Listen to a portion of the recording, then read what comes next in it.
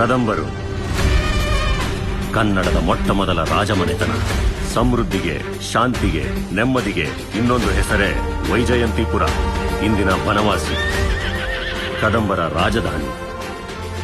ಕನ್ನಡವನ್ನು ನಾಡಭಾಷೆಯನ್ನಾಗಿಸಿದ ಕದಂಬರ ರಾಜ,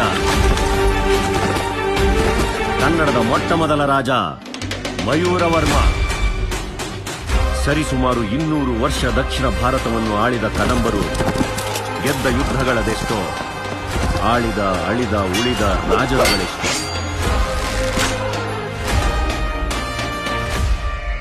ಕಾಲಚಕ್ರದಡಿಯಲ್ಲಿ ಹುದುಗಿ ಹೋದ ಕದಂಬರ ಸಿರಿ ಸಂಪತ್ತು ಹುಡುಕಿದ್ರೆ ಮತ್ತೆ ಸಿಗ್ಬೋದಾ?